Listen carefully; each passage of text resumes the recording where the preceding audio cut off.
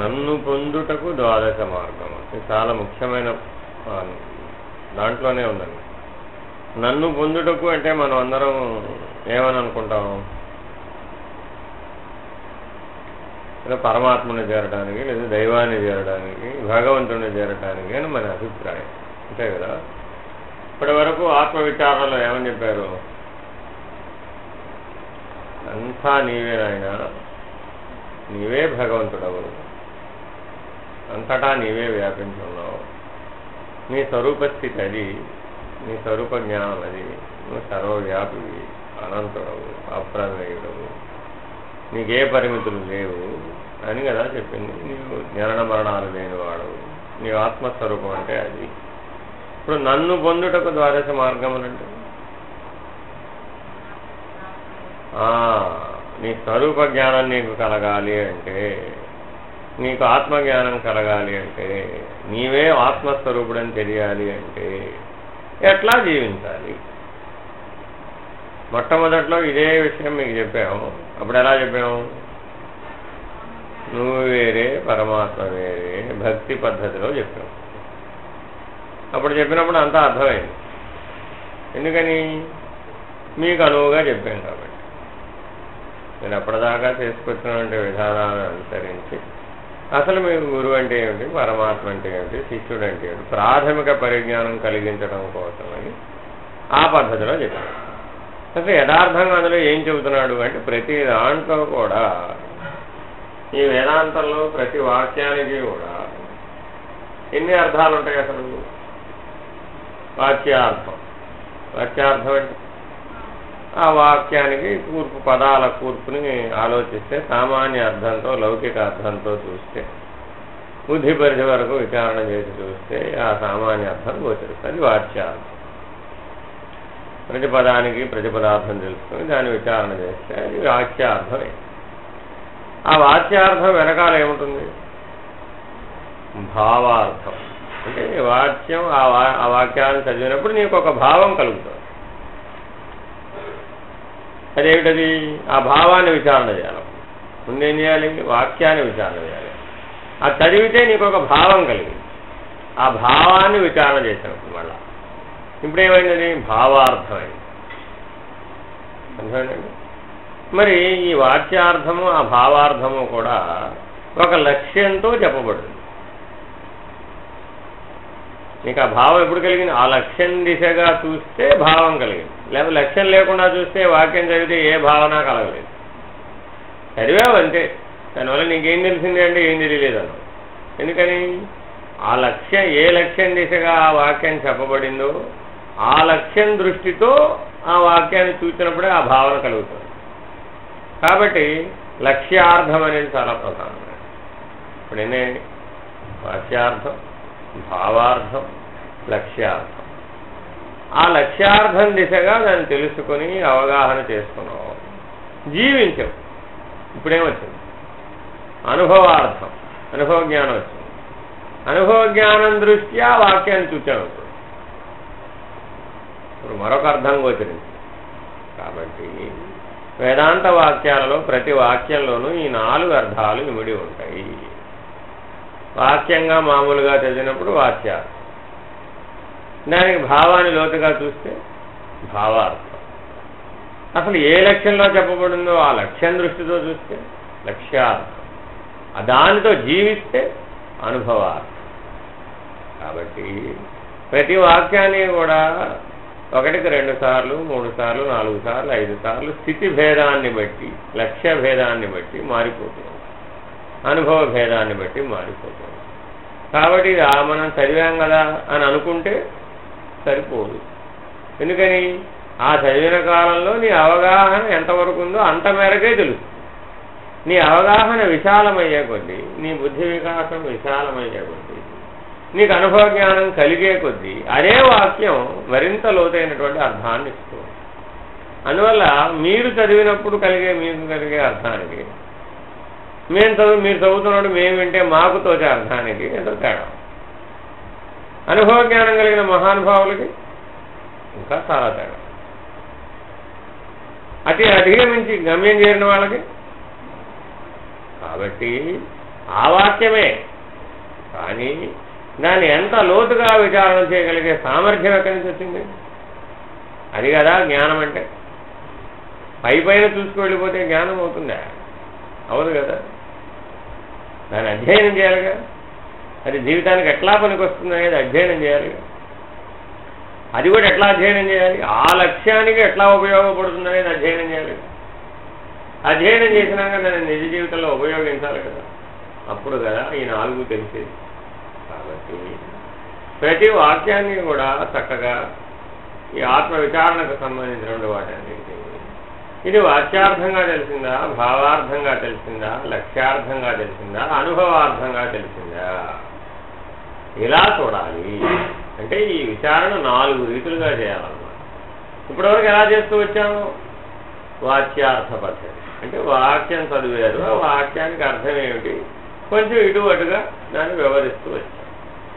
ఇంకేం చేశాము?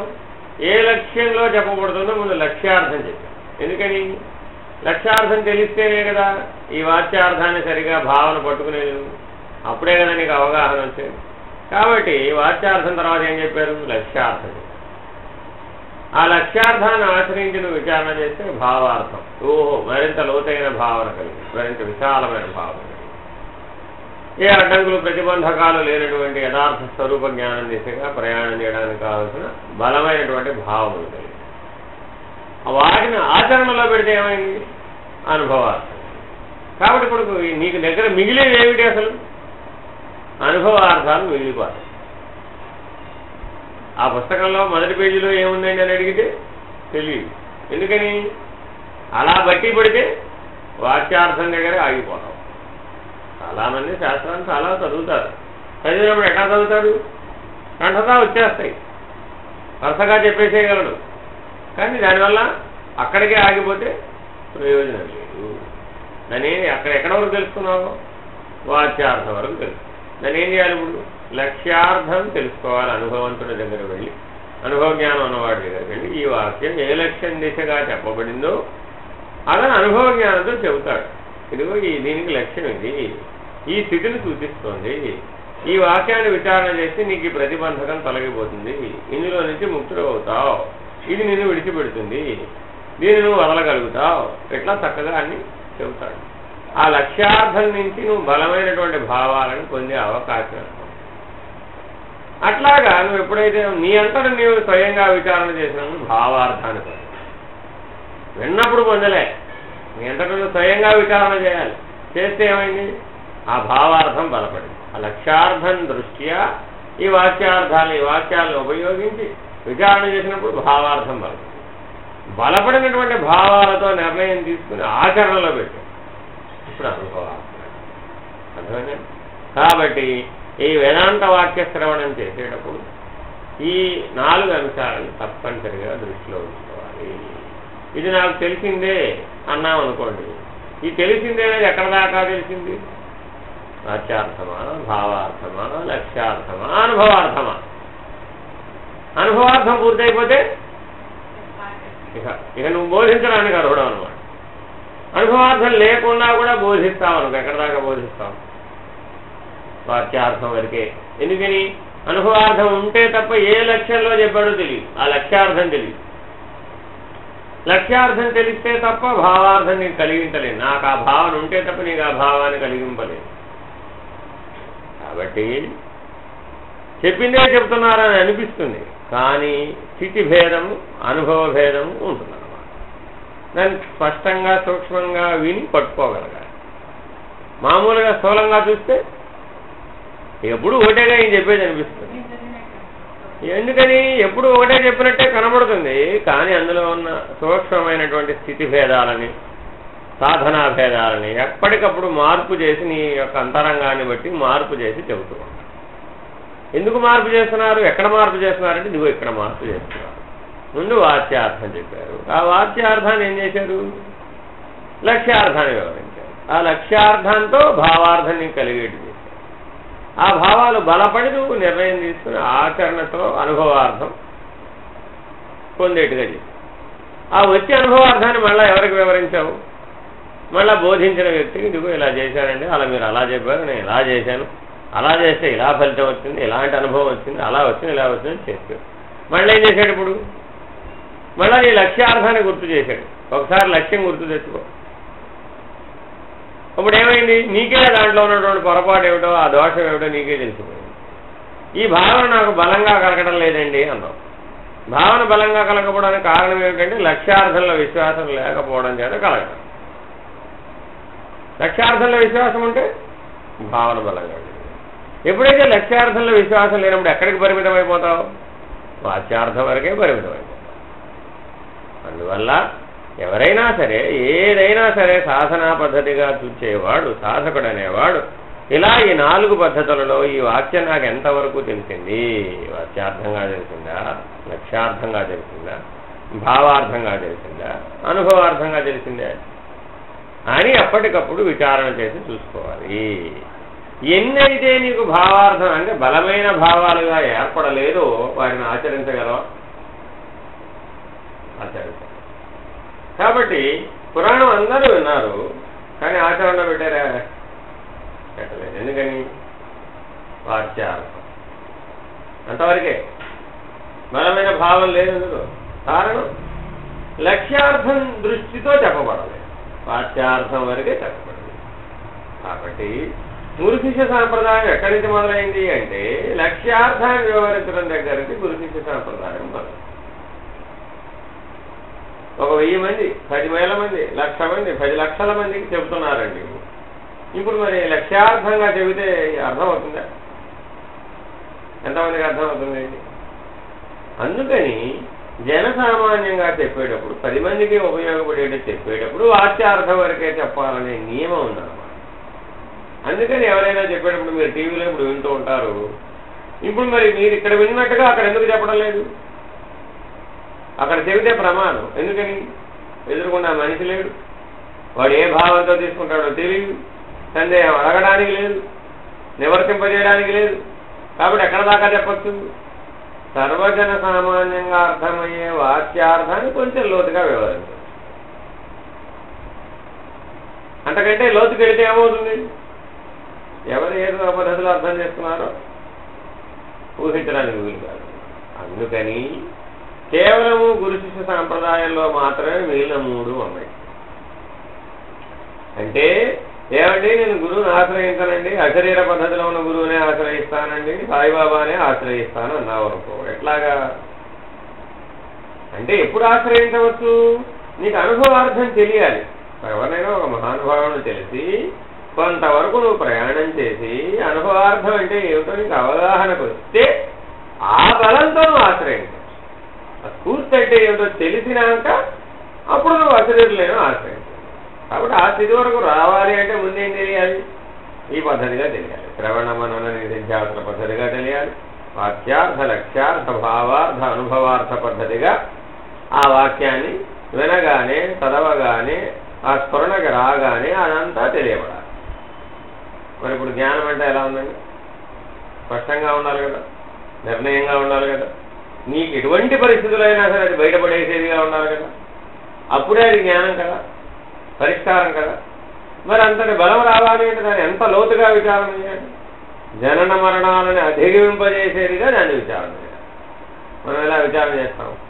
తాత్కాలికంగా కష్టంలో నుంచి బయటపడితే చాలు, అంతవరకే విచారణ చేస్తాం. అప్పుడేమైంది? మళ్ళీ అదే బలమైన పద్ధతిలో పూర్తి వైరాగ్యంతో పూర్తి జ్ఞానంతో విచారణ చేశాం. ఏమైనప్పుడు మళ్ళీ తిరిగి రమ్మనంటే అదే కష్టాన్ని సాధిక. ఎందుకని? అది వచ్చే ముందే నువ్వు సిద్ధపడి ఉంటావు. దాన్ని మార్పు ఎట్లా చేయాలో తెలిసి చేస్తావు. అనుభవార్థ పద్ధతిగా చేస్తావు, లక్ష్యార్థ పద్ధతిగా చేస్తావు. అప్పుడు ముందే పరిష్కరించాలి. అప్పుడేమైంది? అడగడానికి ఒకడు ఉంటాడుగా, ఏమంటే బాబు మీరు చెప్పారు ఇంకా అనుభవానికి రాలేదు అని అడిగితే దానికి ఎక్కడ సరి చేసుకోవాలో, ఎక్కడ పొరపాటు చేస్తున్నావో నీకేదే ప్రశ్న సమాధానం ద్వారా విని ఆ సాధనలో ఏం తప్పులు చేస్తున్నారో దాన్ని మార్పు చేయడానికి ఏం చేయాలో అవి ఆ ఉపాయాలు చెబుతారు. అప్పుడేమైంది? అది ఆచరిస్తే అనుభవం వచ్చింది.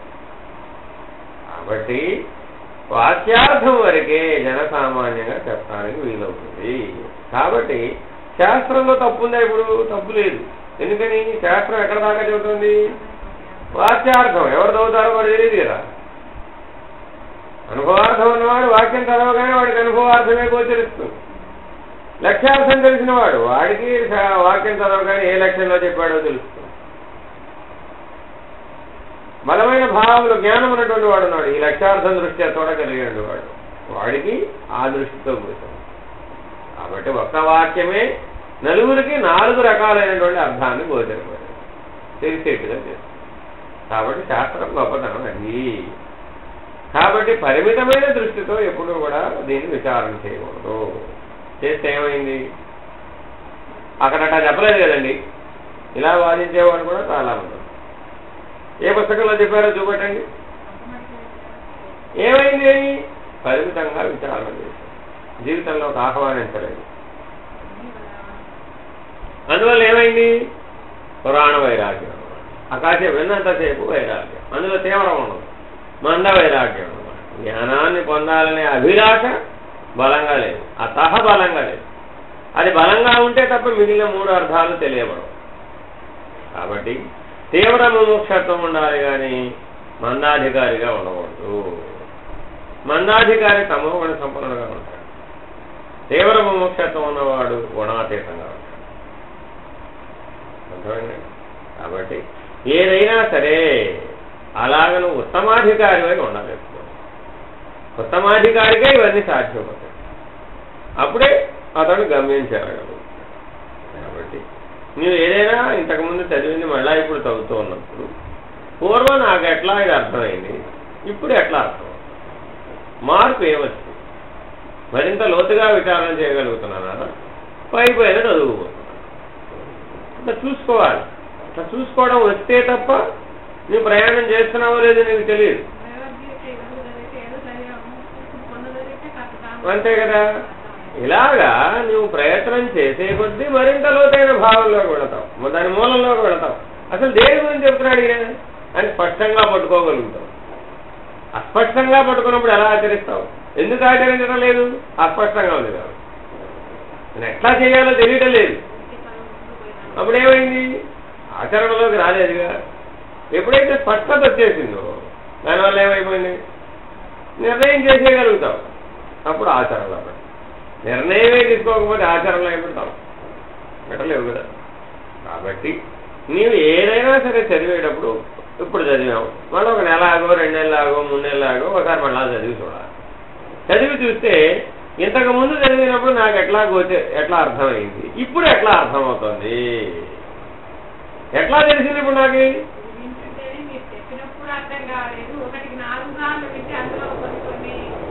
పట్టుకుంటాయి కదా. అవన్నీ మీకు బుద్ధి వికాసానికి ఉపయోగపడుతున్నాయిగా. ఆ బుద్ధి వికాసంతో చూస్తావుగా అప్పుడు లోతుగా అర్థం అవడంలే.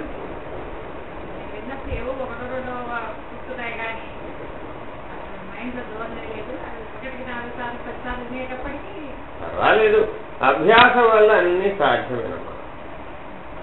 పట్టుదల ఉండాలి, సహా ఉండాలి, అభ్యాసం చేయాలి.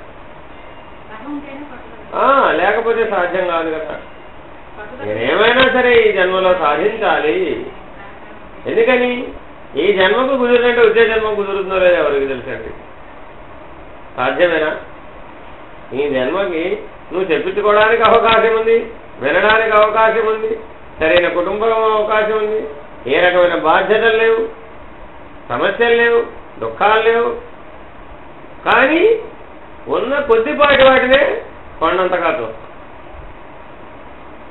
పోల్చి చూసుకోండి ఒక్కసారి. 100 కోట్ల జనాభాలో 30 కోట్ల మందికి ఎన్నో సమస్యలు ఉన్నాయి, రకరకాల సమస్యలు. మరి వాళ్ళందరికంటే ఉన్నతంగానే ఉన్నావుగా. మరి ఇప్పుడు నీకేమిటి సమస్య? అసలు ఈ జ్ఞానం నేర్చుకోవడానికి నీకు ఇబ్బంది ఏమిటి అంటే మనం చెబుతాం అవన్నీ ఏమిటి. భోజనం చేయడానికి ఎప్పుడు చేసేప్పుడు రాళ్ళు అడ్డం వచ్చినాయి. రాళ్ళు అడ్డం వచ్చినప్పుడు భోజనం మానేస్తావా? అటువంటి పద్ధతి. కాబట్టి ఎవరైనా సరే ఏదైనా ప్రతిబంధకం చెబుతున్నారంటే ఈ ఆత్మజ్ఞానానికి వాడు ఎటువంటి వాడు? భోజనం చేసేప్పుడు రాళ్ళు వస్తే భోజనం విడిచిపెట్టి వెళ్ళిపోయేవాడు ఎంతటి మూర్ఖుడో వీడు కూడా అదే. ఎందుకని ఆ రాయి పక్కన పెట్టి అలానే ఉంటుంది కదా. తర్వాత శ్రద్ధగా బాగు చేసుకో. ప్రస్తుతానికి నువ్వు భోజనం చేసేటప్పుడు ఎవరి మీదని వైమనస్కం.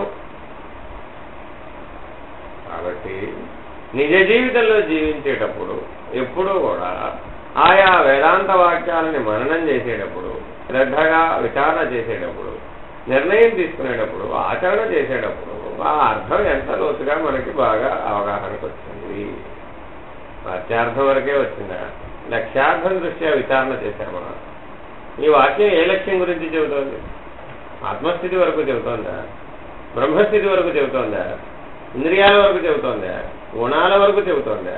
వాసనల వరకు చెబుతోందా? కర్మబంధం వరకు చెబుతోందా? ముక్తి గురించి చెబుతోందా? ఇవన్నీ స్థితులే కదా. స్థూలమైనంతా కాదు కదా. ఇవన్నీ స్థితులే. ఎవరికి సంబంధించినవి? నీకు సంబంధించినవే. మరి వీటన్నింటి గురించి అందులో మాట్లాడుతున్నాడు కదా. ఒక్కొక్క వాక్యం ఒక్కొక్క స్పష్టంగా మాట్లాడుతున్నాడు కదా. ఇదిగో ఇదిలా చేయాలి, ఇదిలా ఉన్నది, దీనికి పరిష్కారం ఇది.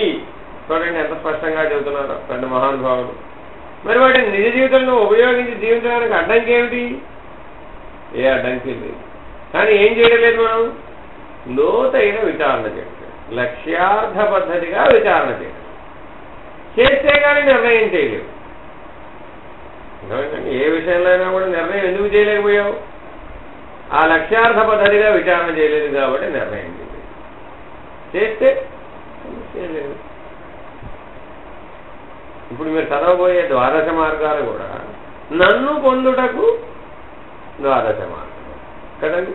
నన్ను పొందుడంటే నన్ను అంటే అక్కడ ఎవరు? కిందికి వ్యక్తి సాక్షికి మాట్లాడితే ఆత్మస్వరూపం, సమిష్టి అయితే పరమాత్మ. ఆ వాక్యాలు ఇటు ఆత్మకి సరిపోతాయి, అటు పరమాత్మకి సరిపోతాయి. చూడండి ఎంత గొప్పగా రాశారో వాటిని. ఇది నీ సాక్షి అంటావా? వ్యక్తి సాక్షి అయిన ఆత్మకి సరిపోతాయి, సమిష్టి సాక్షి అయిన పరమాత్మకి సరిపోతాయి. చదవండి ఒక వాక్యం.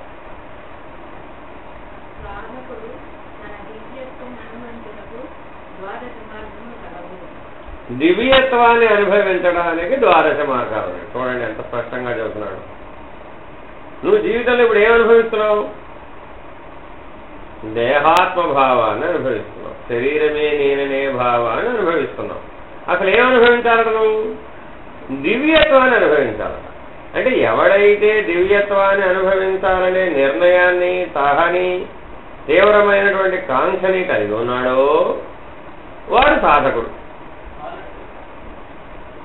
అర్థమేనండి? కాబట్టి ఆ సాధకుడు తీవ్రమైనటువంటి ముముక్షత్వాన్ని, తీవ్రమైనటువంటి కాంక్షని, తహని కలిగి ఉన్నప్పుడే ఈ ద్వాదశ మార్గాలను ఉపయోగించగలరు.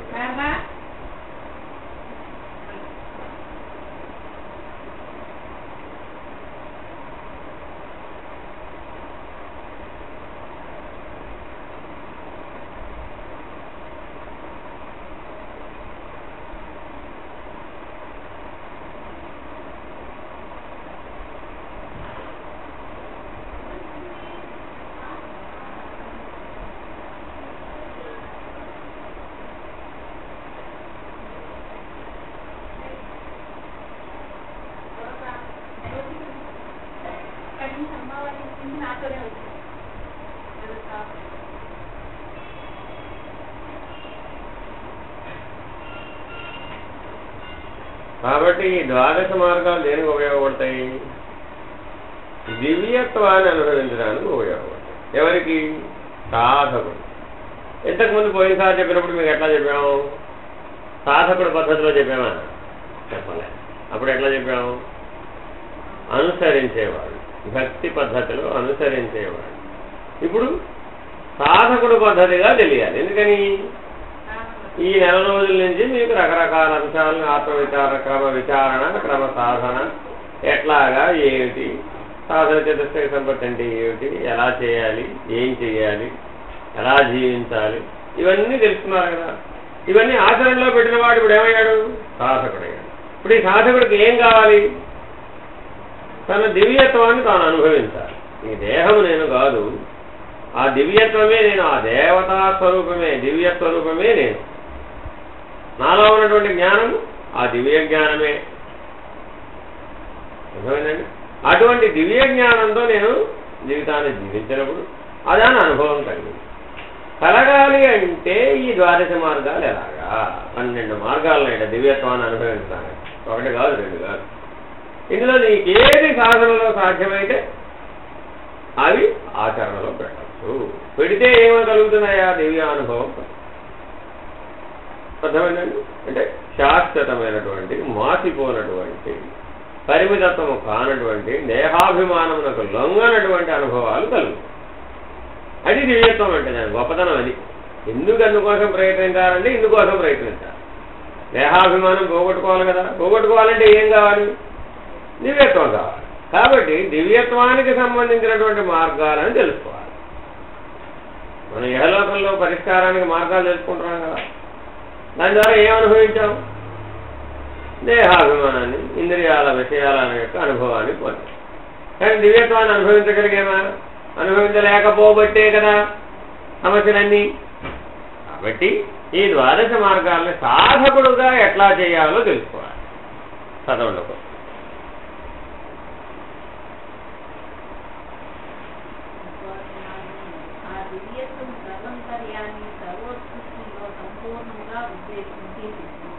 ఏమిటంటే ఇప్పుడు ఇంతకీ ఎందుకు అనుభవించాలయ్యా దివ్యత్వం? ఆ దివ్యాత్మానుభవం, ఆ దివ్య జ్ఞానం యొక్క అనుభవాన్ని కలిగితే అవి ఎవరిలో అయితే సంపూర్ణంగా ఉన్నాయి, అవి ఎవరిలో సంపూర్ణంగా ఉన్నాయి? పరమాత్మలో సంపూర్ణంగా ఉన్నాయి. ఏమిటవి? సర్వాంతర్యామిత్వము, సర్వోత్కృష్టత్వము, అంటే అందరికంటే ఉన్నతమైనటువంటి వాడు, అందరి ఎందుకు వ్యాపించి ఉన్నటువంటి వాడు. ఎవరు వాడు? పరమాత్మ. అది అతనిలో పూర్ణంగా ఉన్నాయట. అందుకు నువ్వు దివ్యానుభవాన్ని పొందాలి. అప్పుడు ఎవరు వాడు అవుతావు? అతనిలో అంశీభూతం అవుతావు. అర్థమైందండి? ఇది తెలుసుకోవడం వల్ల ఏమిటి నీకు ఉపయోగం? సాధకుడుగా అంటే ఆ పరమాత్మ యందు తాను అంశీభూతం అని తెలుసుకోగలుగుతాడు ఈ దివ్యానుభవం ద్వారా. అందుకు దీన్ని ఆచరించాలి. సాధన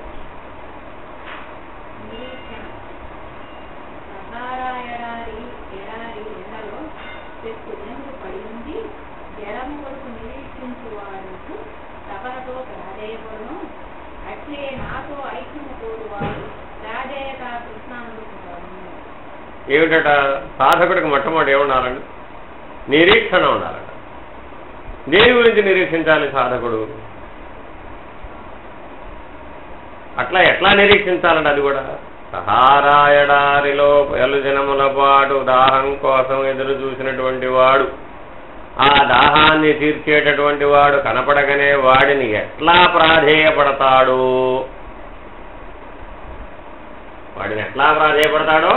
అట్లా ప్రాధేయపడాలట. ఎవరిని? ఆ సమస్యను పరిష్కరించేవాడు. నీకు ఆత్మసాక్షాత్కార జ్ఞానం కావాలి. గురువు యొక్క కృప లేనిదే నీకు ఆత్మసాక్షాత్కార జ్ఞానం లభించదు.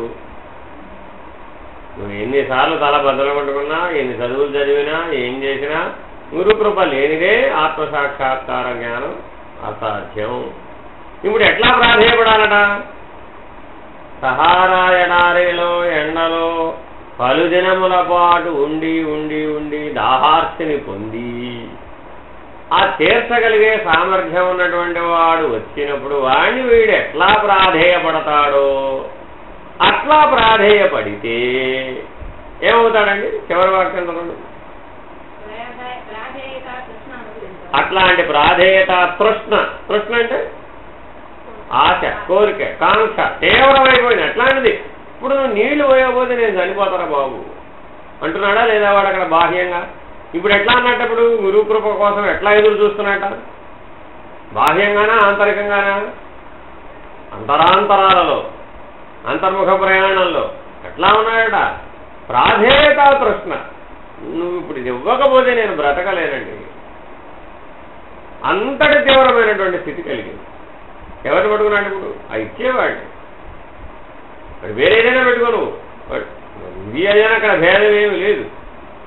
అట్లాంటి ప్రాధేయత తృష్ణని కనుక నీవు అనుభవించినప్పుడు అంతటి తీవ్ర దుఃఖాన్ని నువ్వు అంతర్ముఖంలో కనుక నువ్వు అనుభవిస్తే, ఇప్పుడు బహిరంగంలో చెప్పే దుఃఖాలు దీంతో పోల్చండి. ఉన్నాయి అసలు ఇటువంటి దుఃఖాలు బహిరంగంలో. మనం ఏకరువు పెట్టే దుఃఖాలు దీంతో ఏ మూలంగా సరిపోతాయా? మరి ఇప్పుడు ఈ దుఃఖాలు అసలు దుఃఖాలేనా?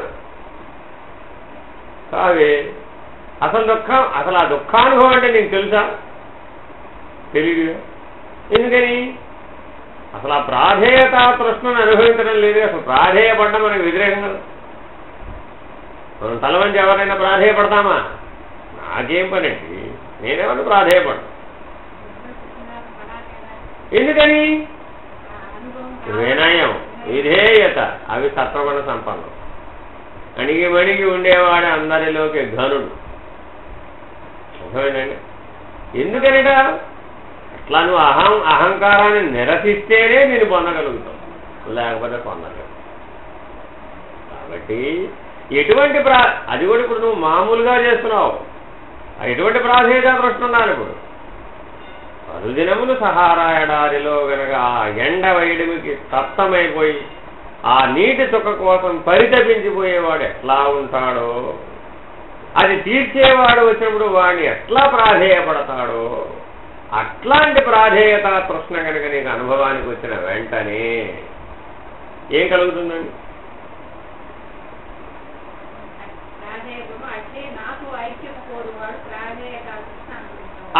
ఐక్యము కోరువాడు. చాలా ముఖ్యమైన అంశం అండి. నువ్వు ఆ పరమాత్మను తెలుసుకోవాలన్నా, ఐక్యం చెందాలన్నా, గురువు యొక్క కృపను పొందాలన్నా ఇటువంటి ప్రాధేయత తృష్ణ, అంతటి తీవ్రమైనటువంటి ప్రాధేయత తృష్ణను ఎప్పుడైతే అనుభవిస్తావో, అంటే అంతటి నీ సర్వస్వం అర్పించడానికి సిద్ధపడిపోదు. అంతటి బలమైన తీవ్రతరమైనటువంటి స్థితి రావాలన్నమాట. అప్పుడు కదా నీకు వెంటనే రెప్పపాటులో అంతా వచ్చేస్తుంది, అంతా సిద్ధమైపోతుంది, సిద్ధిస్తుంది. అప్పుడు ఆ ఆత్మసాక్షాత్కారం రెప్పపాటులో సిద్ధిస్తుంది. అంటే ఏమిటి? నువ్వు దానికోసం అంత బలంగా ప్రయత్నించగలగాలి. దానికి అడ్డం వచ్చే వాటివన్నీ నీలోనే ఉన్నాయి. నీ బయట నుంచి రావడం లేదు అడ్డాలు. నీ అడ్డం వచ్చే వాటి మీద నువ్వు పోరాడాలి. అంతరంగ పోరాటం అంత తీవ్రం అవ్వాలి. ఆ గుణాల మీద, వాసనల మీద, ఈష్ణత్రయాల మీద, శరీరత్రయాల మీద, అవస్థాత్రయాల మీద నువ్వు తిరుగుబాటు ప్రకటించాలి. అహంకారాన్ని నిరసించాలి, సమూలంగా నిరసించాలి. అప్పుడు నీ లోపల ఆ తాపం జ్వలిస్తుంది. ఎట్లా జ్వలిస్తుంది? మహోన్నమైనటువంటి అగ్నిజ్వాలగా జ్వలిస్తుంది. అప్పుడు అందులో ఇవన్నీ దగ్ధమైపోతాయి, నామరూపాలు లేకుండా పోతాయి. ఇప్పుడు దేని చేత బంధించబడ్డావు? నామం చేత, రూపం చేత మొత్తం దగ్ధమైపోతాయి, నామరూపాలు లేకుండా అయిపోతాయి. అప్పుడు కదా నీకు ఆ తీవ్రమైనటువంటి ఆ తాపాన్ని తీర్చేటువంటి ప్రాధేయత తృష్ణ కలిగేది. తీర్చగలిగేవాడు వచ్చాడంటే అప్పుడు ఏం చేస్తావు? అప్పుడు ఇంకేమైనా కనబడుతుందా? ఇంకేం కనబడదు. అప్పుడు అసలు ప్రపంచం కనపడదు, నువ్వు కనపడదు, ఏం కనపడదు. అంతే జనన మరణాలు ఏమి లేవు. ముందు దీని సంగతి తెలుసు, తర్వాత అసలు ఇంక మిగిలిన ఏదైనా సరే ఇది ఇది కలగకపోతే నేను శ్వాసించజాలను, జీవించజాలను. అంతటి తీవ్రమైనటువంటి స్థితి కలుగుతుంది. ఇప్పుడు నీకు అనుగ్రహించడానికి ఇప్పుడు ఎట్లా వెనకాడడానికి వీలవుతుందా? మామూలుగా నీ పిల్లాడు కాళ్ళ కట్టం పెడితేనే నువ్వు అనురాగంతోనే వాడిని అనుగ్రహించబడుతుంటే, ఇంతటి ప్రాధేయత తృష్ణ తీవ్రమైనటువంటి స్థితి కలిగినటువంటి సాధకుడిని మరి అనుగ్రహించకుండా ఎట్లా? అసాధ్యం కదా. అందుకని పరమాత్మ ఏం చెబుతున్నాడు చూడండి, నాతో ఐక్యము చెందగలిగే స్థితి వస్తున్నప్పుడు. అంటే అర్థం ఏమిటి? ఆత్మస్థితిలోనే స్థిరపడిపోయేటప్పుడు ఐక్యతా సిద్ధి స్వరూప స్థితిలో లయమైపోతావు. ఎందుకని నామరూపాలు లేకుండా అయిపోయావుగా. సమిష్టి అప్పుడు సమిష్టిగా అంతే పరమాత్మ స్థితిలో ఐక్యంగా అయిపోయాడు. నేనే పరమాత్ముడు అనే స్థితిలో ఉంటాడు. కిందకు చూస్తే నేను ఆత్మస్వరూపాను, ఆ స్వరూప స్థితిలో లయమైపోయాడు. కాబట్టి సాధకుడు ఇటువంటి తీవ్రమైనటువంటి అనుభవ జ్ఞానాన్ని పొందాలి. ఆ గురువు ఎందలో ఆ పరమాత్మ ఎందు అంతటి స్థిరమైనటువంటి విశ్వాసాన్ని కలిగి ఉండాలి. అంతటి ఆర్తితో వేడుకోవాలి, అంతటి సాహ కలిగి ఉండాలి. అందుకని అంత బలమైనటువంటి ఉపమానాలు చెబుతాడు. అంతే కదా, సాహతో నువ్వు ప్రయత్నం చేయాలి, సాహతో తీవ్రమైన ప్రయత్నం చేయాలి. ఆ పోరాటంలో నీకు ఆర్తి కలుగు. పోరాడకపోతే నీతో నువ్వు పోరాడకపోతే ఆర్తి ఎట్లా వస్తుంది?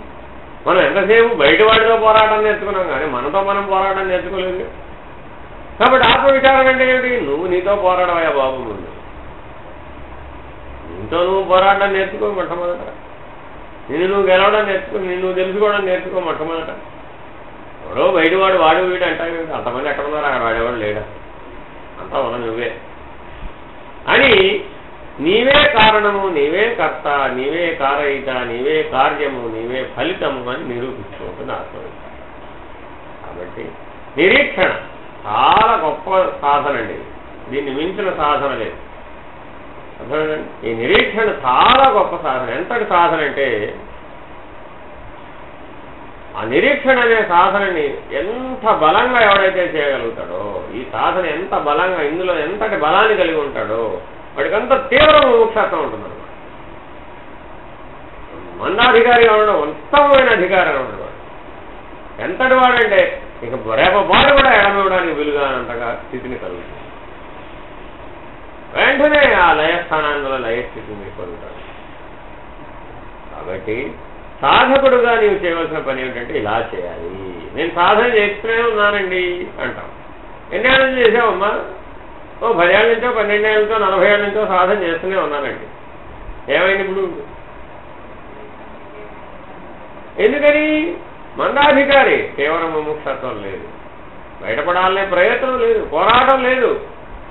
ఏదో రోజువారీ స్నానం చేసినట్టే, వస్త్రం కట్టినట్టే, విప్పినట్టే నైమిత్తిక కర్మలలో భాగంగా చేసావు. అది సాధన అవుతుందా? ఎప్పుడు సాధన అవుతుంది? లక్ష్యం స్థిరంగా ఉండాలి, లక్ష్యం కోసమే జీవించాలి, దానికోసమే పోరాడాలి, తీవ్రమైనటువంటి స్థితిని పొందాలి, ఆ తీవ్రమైనటువంటి ఆర్తిని పొందాలి. వెంటనే ఆ స్థితి కలుగుతుంది, అనుభవ జ్ఞానం కలుగుతుంది. ఇప్పుడు మన వాళ్ళందరూ కూడా ధ్యానం చేసాం, జపం చేసాం, తపం చేసాం, శ్వాస చేసామని చెప్పేటప్పుడు వచ్చేటువంటి అనుభవాలు దీనికి పోల్చి చూడండి. ఏ పాటి విలువైనయో. ఈ స్థితి కలిగిన వాడు ఇప్పుడు ఏమని చెప్తాడండి? చెప్పడానికి వీలవుతుందా? వీడికి చెప్పడానికి వీలు కాదు. ఎందుకని? ఆ తీవ్రమైన అనుభవాన్ని మాటలు ఎలా చెప్తావు? ఆ తీవ్రమైన ముముక్షత్వ స్థితిని చెప్పగలవా? చెప్పలేవు కదా, అసాధ్యం కదా. ఏం చేస్తావు అప్పుడు? రేపపాటులో దాన్ని తీర్చుకుంటావా? ఆ గురువు కృపచేత, పరమాత్మ కృపచేత అనుభవంలో ఉండిపోతాడు ఆ లయ స్థితిలో. ఎవడికో బయటకు వస్తే చెబుతాడు, ఆహా పరమాత్మ యొక్క అనుభవం కలిగింది, గురు కృప కలిగింది, ఆత్మసాక్షాత్కారం జ్ఞానం కలిగింది, ఆత్మానుభవం కలిగింది, ఆత్మానందం కలిగింది. ఒక మాట 2 మాటలు చెప్తాడంటే. ఇప్పటిలాగా ఏకరువు పెట్టడు. ఈ ఏకరువు పెట్టేదంతా ఎక్కడ? ఇంద్రియాలు. తీవ్రమైనటువంటి ఆర్తి లేదు అక్కడ. కేవలం లక్ష్యం కోసమే జీవించేటటువంటి సాధన లేదు. కాబట్టి అలా చెబుతాడు. ఇలాంటి సాధకుడు కనబడితే ఈవిడికి సత్యశుడు అవడానికి అన్ని అర్హతలు ఉన్నాయి కదా. ఏమైనా లేట్ చేయడానికి వీలవుతున్నాయి కదా?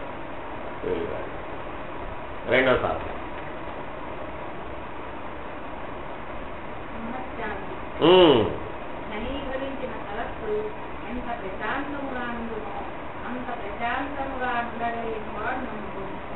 అదిటండి.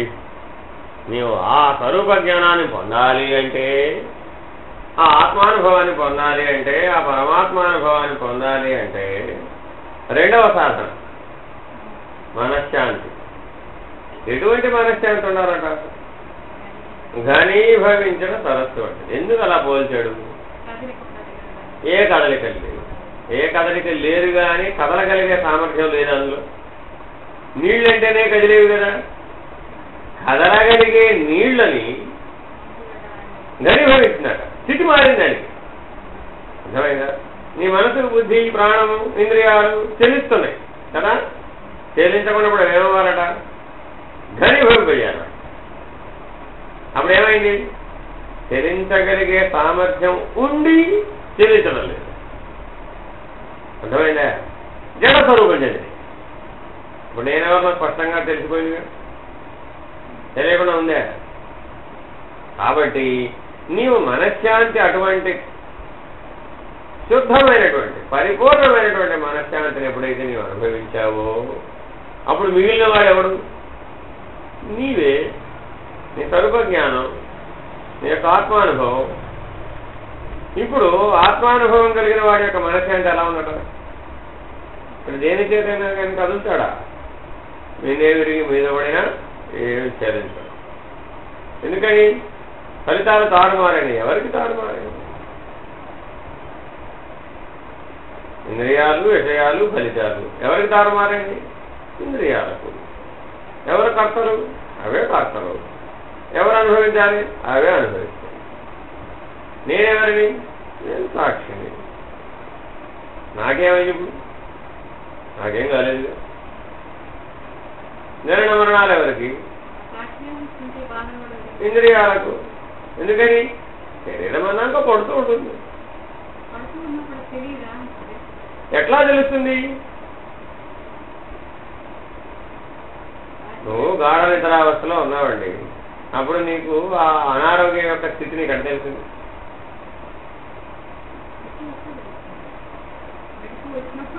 అంతే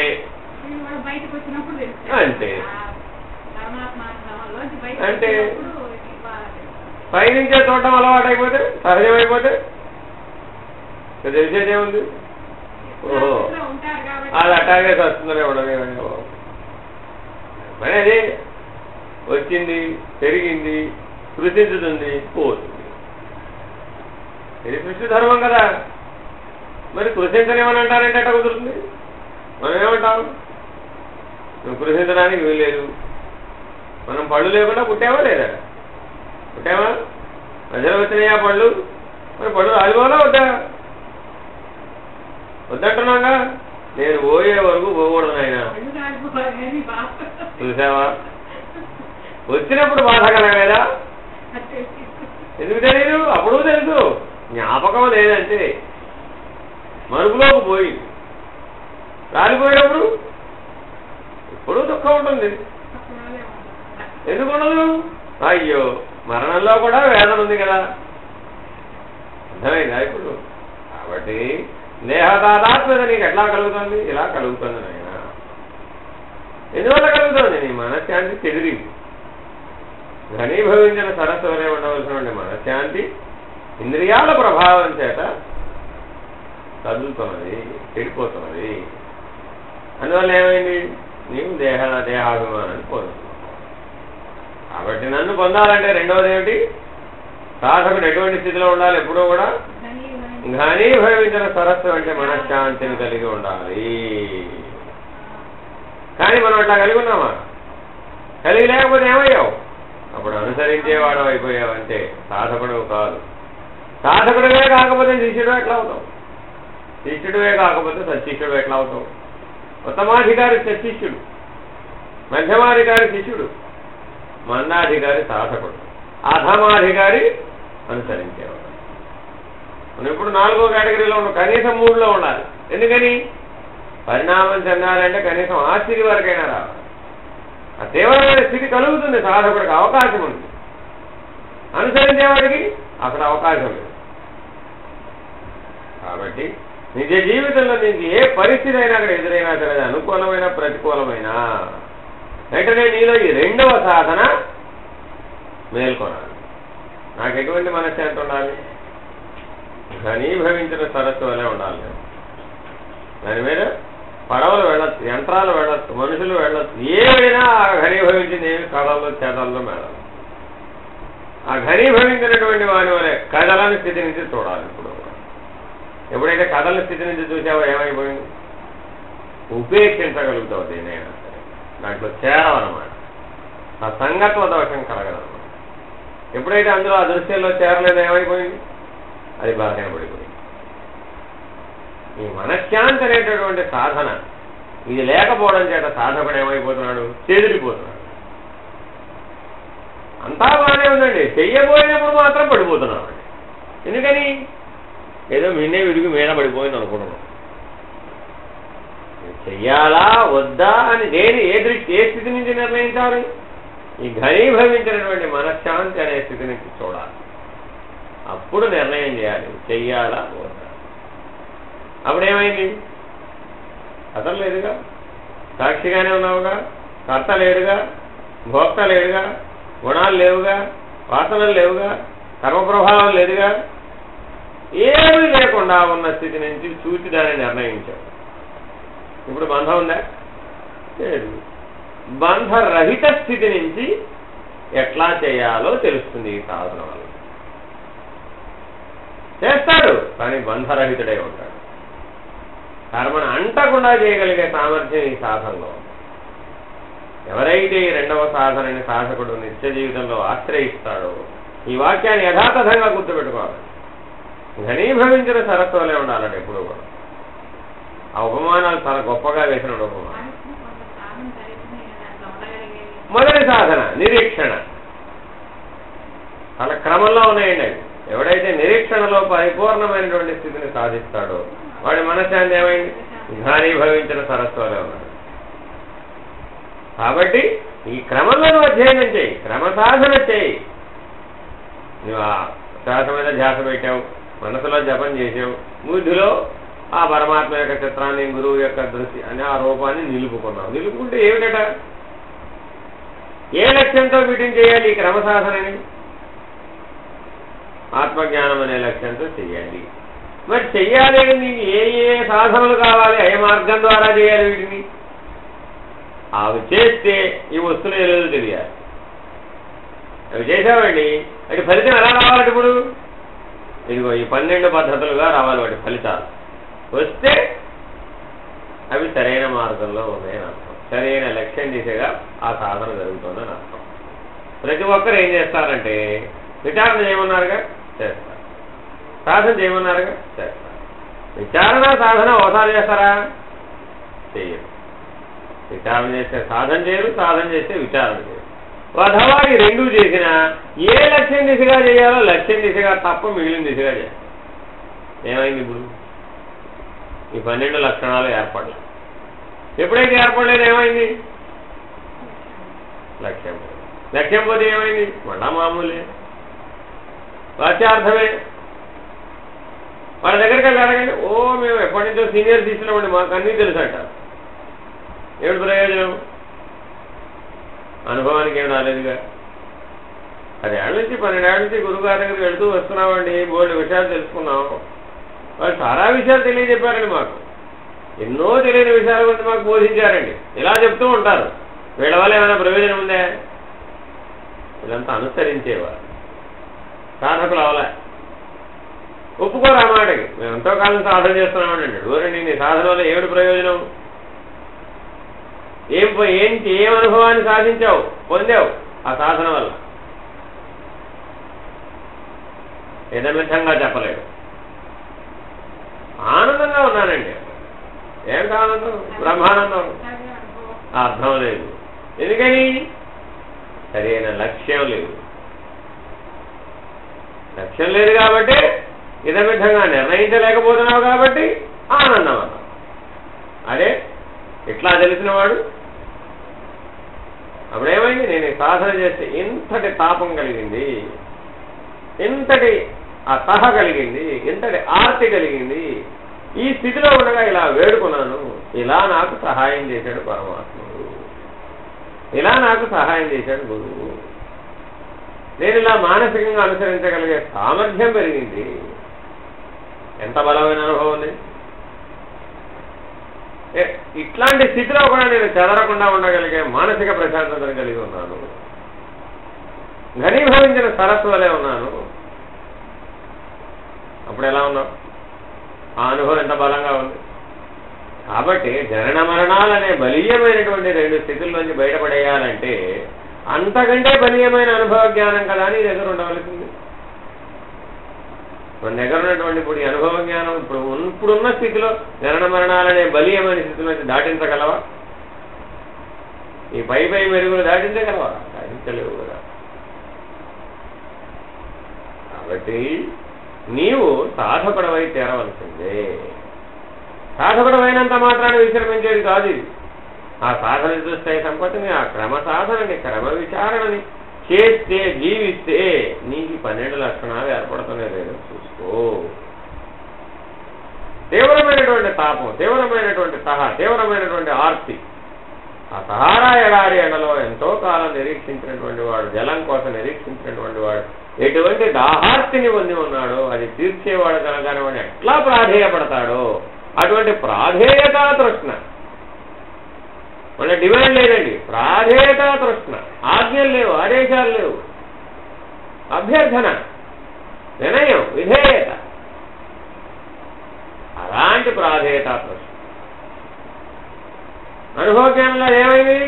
రెండో స్థితిలో ఘనీభవించినటువంటి సరస్వరంగం మనశ్శాంతి లభించింది. ఆ తాపం తేరగానే ఘనీభవించినటువంటి మనస్సు వంటి స్థితి కలిగింది. ఇప్పుడు ఆ మనశ్శాంతి చెదురుతున్నాయిగా హెదరా. ఏదైనా జరగమని, ఎవరు ఎన్ని రకాలుగా మాట్లాడని, ఎవరు ఎన్ని రకాలుగా చెప్పని, ఎన్ని చెప్పినా ఏమి కాదు.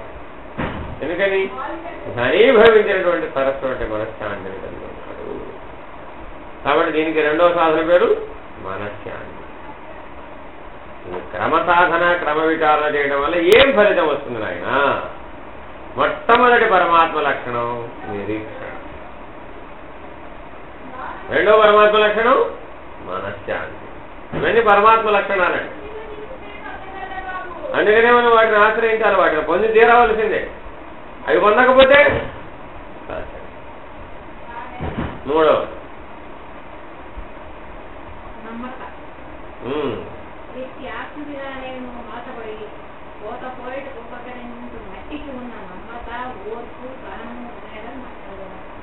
నన్ను ఎరుగగలవు. అంటే పరమాత్మని కానీ నీ యొక్క ఆత్మస్థితిని కానీ స్వరూప జ్ఞానాన్ని కానీ తెలుసుకోవాలి అంటే ఏం ఉండాలి నీకు? మట్టికి ఉన్నటువంటి ఓర్పు నీకు ఉండాలి. ఇప్పుడు మనకంత ఓర్పు ఉందా? సాధకుడికి ఉండి తీరాలి. అనుసరించే వాడికి ఓర్పు ఉంటుందా? ఉండదు. ఎందుకని? వాడికి అనుకూలంగా ఉన్నంతసేపే ఉంటాడు.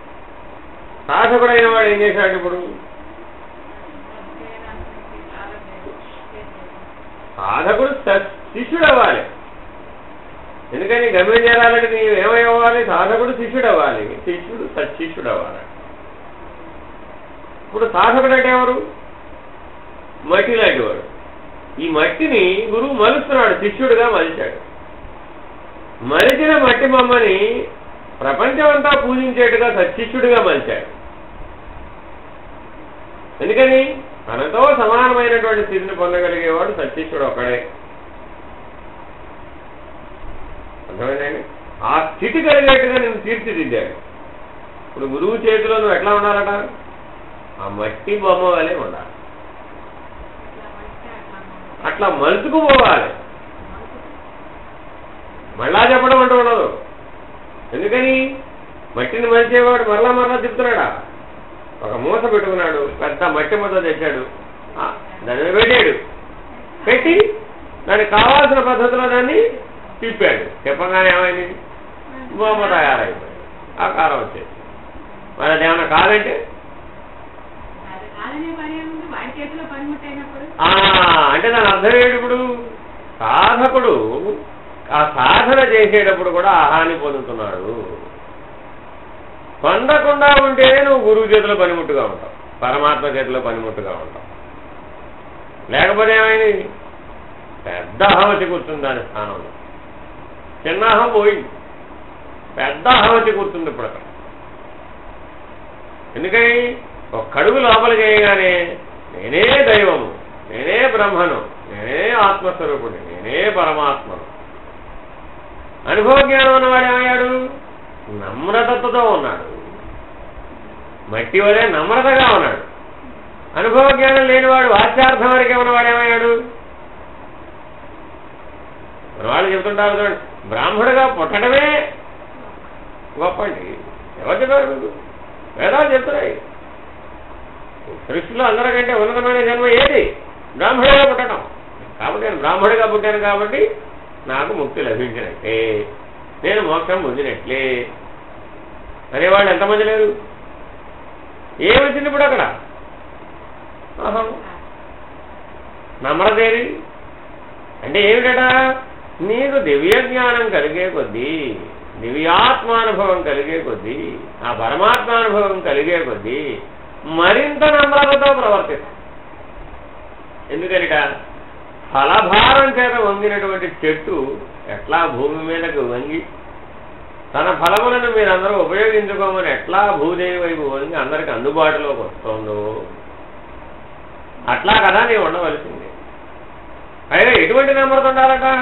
మట్టి ముద్దకున్న నమ్రత ఉండాలండి. అంటే నీవు ఎట్లా ఉండాలట? ఆ పరమాత్మ చేతిలో పనిముట్టువై జీవించాలి, గురువు చేతిలో పనిముట్టువై జీవించాలి. చేస్తే ఏమిడయ్యా ఉపయోగం? నన్ను ఎరుగగలవు,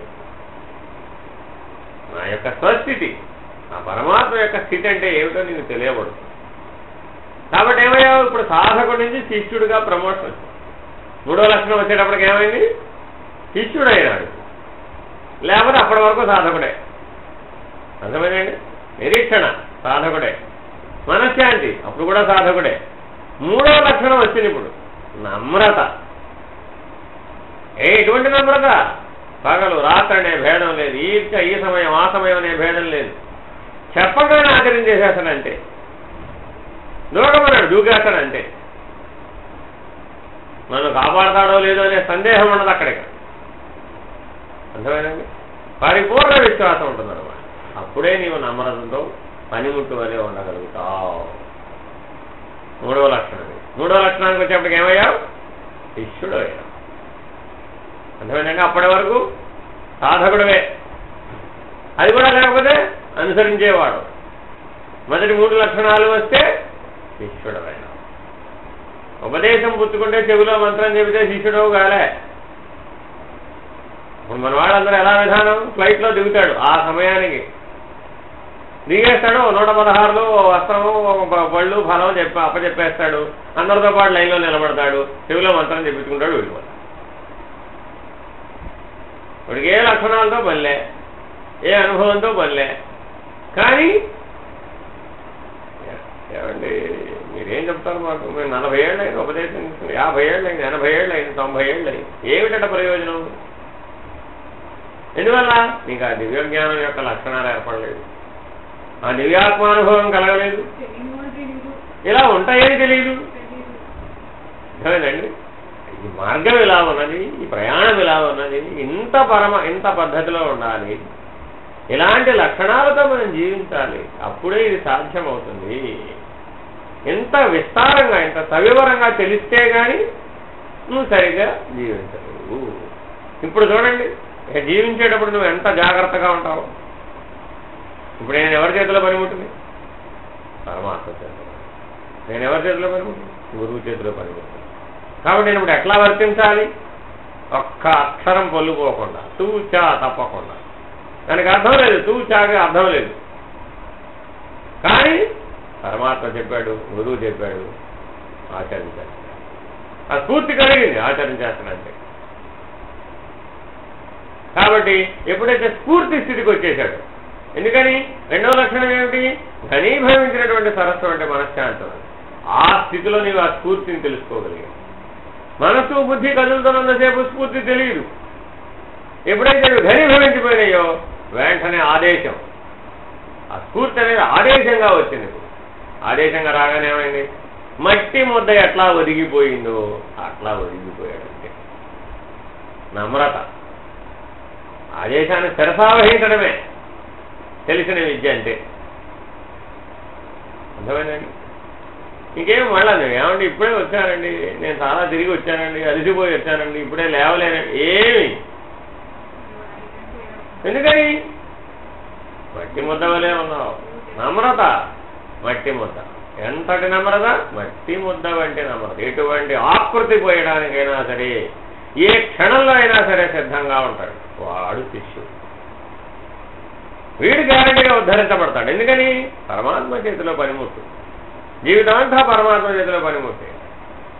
తన కోసం జీవితం కోసం ఒక్క క్షణాన్ని కానీ ఒక నిర్ణయాన్ని కానీ ఏమట్టే పెట్టుకో.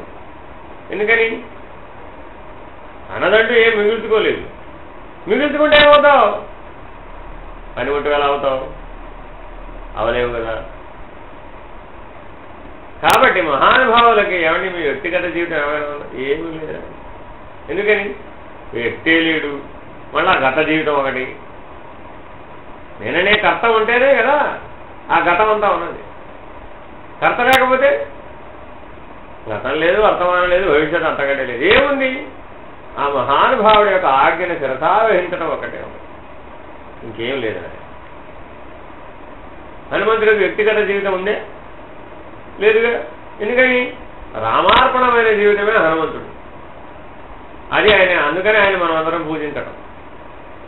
కాబట్టి ఇప్పుడు ఆయన ఎవరికి శిష్యుడు? రాముడికి శిష్యుడు. కాబట్టి సీతారామాంజనేయం ఆ గ్రంథం మృదు శిష్య పద్ధతిలో ఉత్పన్నమై చక్కగా బోధించాడు అక్కడ హనుమంతుడు. రాముడు బోధించిందంటూ ఉందంటే ఒక్క హనుమంతుడికే. కాబట్టి రాముడికి శిష్యులు ఎవరు? ఒక్క హనుమంతుడే, ఇంకెవ్వరు లేరండి. ఇంకెవ్వరికీ బోధించలేదు ఆయన. ఆ అవతార పరిసమాప్తి లోపల ఒక్కరికి కూడా గురువై బోధించలే, ఒక్క హనుమంతుడికి తప్ప. కాబట్టి శిష్యుడయ్యే అవకాశం ఎవరికి వచ్చింది? ఒక్క హనుమంతుడికే వచ్చింది. మరి దారమ్మడ తన జీవితం అంతా లక్ష్మణస్వామి ఉన్నాడుగా ఎందుకు బోధించలేదు?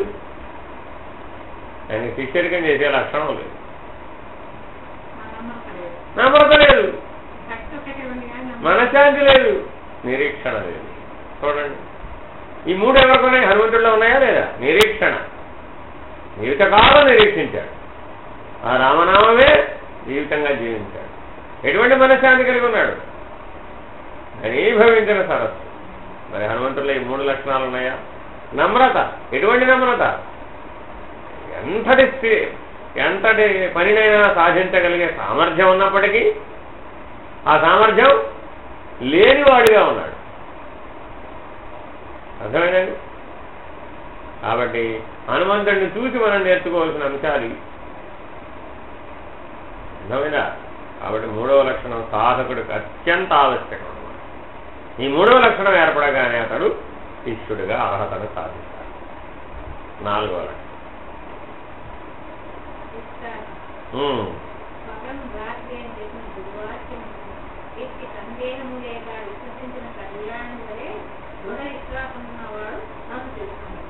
చూడండి ఎంత స్పష్టంగా చెప్పాడు. ఇప్పటి వరకు గురువు వాక్యము విశ్వాసం అన్నాడా?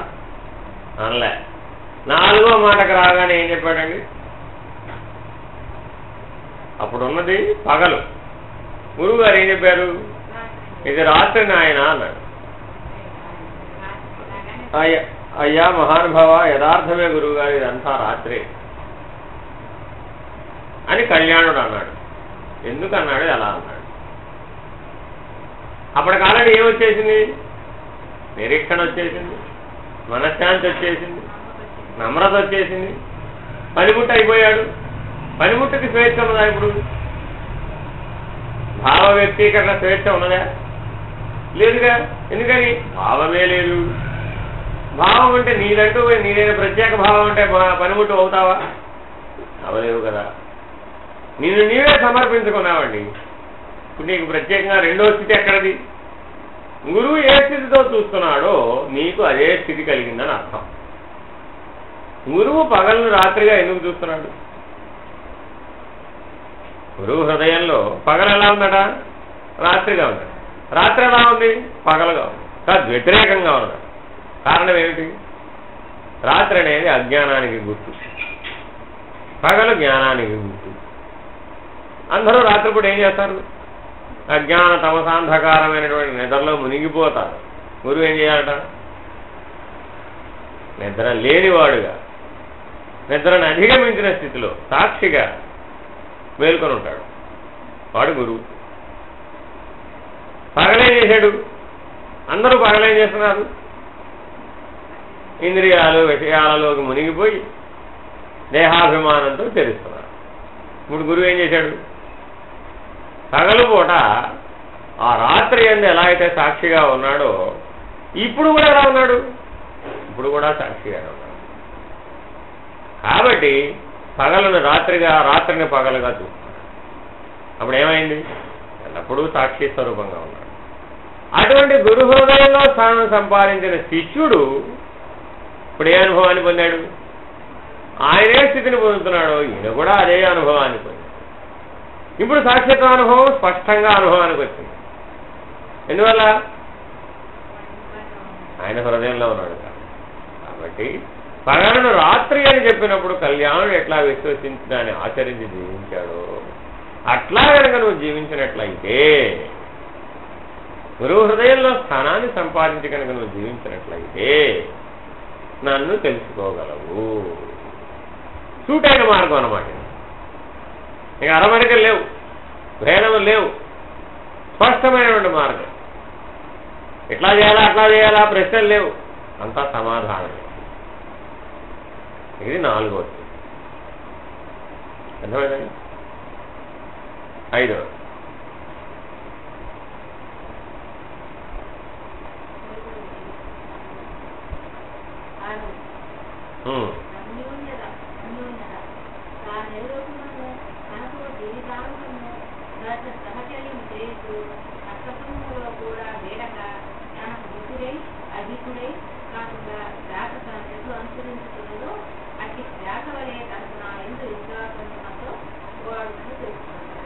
అదండి, నువ్వు మనం పరమాత్మని గురువుని ఎట్లా అనుసరించాలట? నువ్వు శరీరంలో ఉండడానికి శ్వాస ఎట్లా అయితే నీకు సహకరిస్తూ ఉన్నదో, దానికి హితము అహితము ఉన్నదా? ఏమి? అది ఎట్లా అయితే నిన్ను అనుసరిస్తూ ఉన్నదో జీవితకాలము, అట్లా నీవు గురువుని పరమాత్మని అనుసరించు. అప్పుడేమవుతుంది? వారిని తెలుసుకోగలుగుతావు, వారి స్థితిని అనుభవించగలుగుతావు, వారి స్థితిని తెలుసుకోగలుగుతావు. అట్లా చేయడం నిజంగా సాధ్యమేనా? సాధ్యమే. ఎవరికి? 5 లక్షణాలన్నీ రావాలి.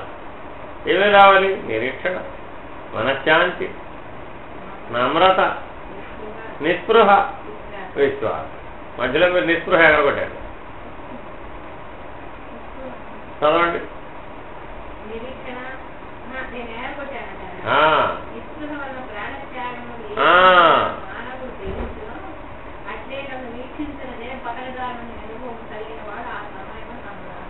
అది సంగతి. నీకు దర్శనం ఎప్పుడు కలుగుతుందయ్యా? ఆ పరమాత్మ దర్శనం ఎప్పుడు కలుగుతుంది? ఆత్మసాక్షాత్కారం ఎప్పుడు కలుగుతుంది? గురువు దర్శనం ఎప్పుడు కలుగుతుంది అంటే, నన్ను కాంతనిది. అంతకుముందు లక్షణం ఏమిటి? నమ్రత కదా. ఆ మట్టి ముద్ద వలె, పనిముట్టు వలె జీవిస్తూ ఉన్నాడండి. రామ దర్శనం కోసం హనుమంతుడు ఎట్లా అయితే తహతహలాడిపోయాడు, అట్లాగే గురువు యొక్క దర్శనం కోసం శిష్యుడు ఎట్లా అయితే తీవ్రమైన తహాన్ని పొందుతాడో, ఆ పరమాత్మ దర్శన కాంక్ష చేత నీవు ప్రాణత్యాగానికైనటువంటి సిద్ధపడేటువంటి లక్షణం ఏర్పడుతుంది. అటువంటి స్థితి ఏర్పడగానే నన్ను కాంచగలవు, నీకు ఆత్మసాక్షాత్కార జ్ఞానం కలుగుతుంది, ఆ పరమాత్మ దర్శనం కలుగుతుంది. గురువు రూపంలో ఈశ్వరుడు ప్రత్యక్షం అవుతాడు. ఏ రకంగా చెప్పు, అంతటి తీవ్రమైనటువంటి స్థితి నీకు లోపల ఏర్పడాలి అంతర్ముఖ ప్రయాణంలో.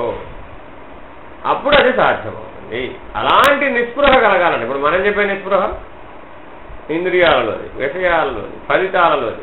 కొంచెం అనుకూలంగా చెడితే చాలు నిస్పృహ వచ్చేసి, కొంచెం అనురాగం చెడితే చాలు నిస్పృహ వచ్చేసి, ఎవడన్నా ఓ మాట అంటే చాలు నిస్పృహ వచ్చేసి, ఎవడన్నా ఓ మాట వెనకపోతే చాలు నిస్పృహ వచ్చేసి, నువ్వు అనుకున్నది చెయ్యకపోతే చాలు. ఎవడో నువ్వు చేసేవి, నువ్వు అనుకున్నది ఒకటి, నువ్వే చేయలేదు, వాడి నువ్వు చేయాలి.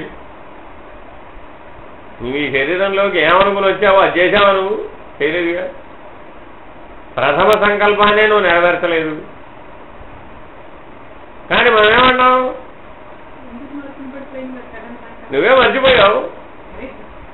ఇంద్రియాలకు దాసుడవై, విషయాలకు దాసుడవై మరుపుకు వచ్చేసింది. ఇది వదులుచుకో, అది వస్తుంది. కాబట్టి ఎవరితో పోరాడతావు ఇప్పుడు? బయట ఎక్కడున్నాడు? ఎవడు పోరాడేవాడు బయట ఎవడూ లేడు. అంతా నీ లోపలే ఉంది. కాబట్టి నిస్పృహ ఎటువంటి నిస్పృహ కలగాలయ్యా?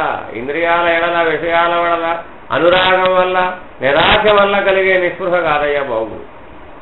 ఆ పరమాత్మ చేతిలో, గురువు చేతిలో పనిముట్టుగా జీవించే జీవనం నుంచి వారి యొక్క దర్శన కాంక్ష ఎడల నీకు కలిగే తీవ్రమైనటువంటి మనస్తాపం, ఆ తీవ్ర మనస్తాపం వల్ల నిన్ను చూడనిదే, నిన్ను దర్శించనిదే, నేను జీవించదాలనేటువంటి ప్రాణత్యాగానికి సిద్ధపడేంత తీవ్రత నువ్వు పొందంగానే నన్ను కాంచగలవు.